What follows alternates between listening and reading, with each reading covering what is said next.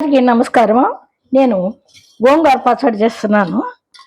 అవి ఒక 25 గ్రాములు ఎండుమిర్చి, ఇందులో 2 స్పూన్లు ఆయిల్ పోసుకొని వేయించాలి.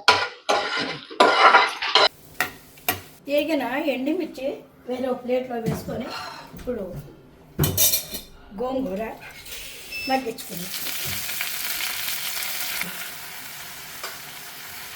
ఇందులో కొద్దిగా వాటర్ పోసుకొని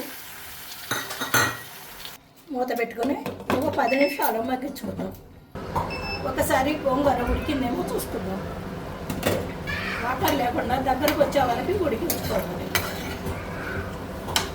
గోంగూర దగ్గరకు వచ్చింది, ఉడికింది. దించుకునేది పచ్చడి చేసుకుంది.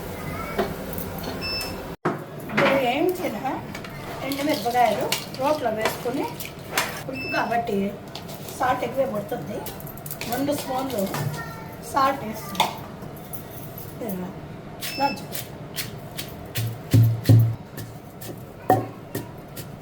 ఇలా నలిగిన తర్వాత కొద్దిగా జీలకర్ర, ఒక 10 ఎల్లుల్లిపాయ రెమ్మలు వేసుకొని మళ్ళీ ఒక్కసారి ఇలా దంచుకోవాలి.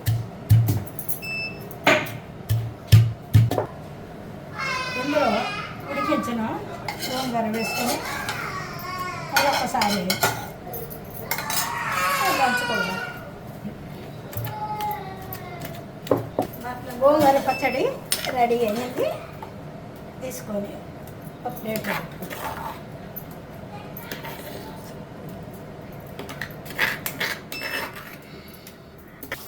గోంగూర పచ్చడి రెడీ అయ్యింది. ఇందులో పచ్చిమిరపకాయలు, ఉల్లిపాయలు, వేడి వేడి అన్నములు, నెయ్యి వేసుకొని ఇవి నంజుకుని తింటుంటే ఏమో టేస్ట్గా ఉంటుంది. మా తాతగారు, మా నాన్నగారు దీన్ని ఆంధ్ర మాత అనేవారు. మాత అంటే అమ్మ, అమ్మ అంటే ఎంత ప్రేమో ఈ గోంగూర పచ్చడి అంటే వాళ్ళకంత ఇష్టం. మాకు కూడాను. మీరు కూడా ఒకసారి ప్రయత్నించండి.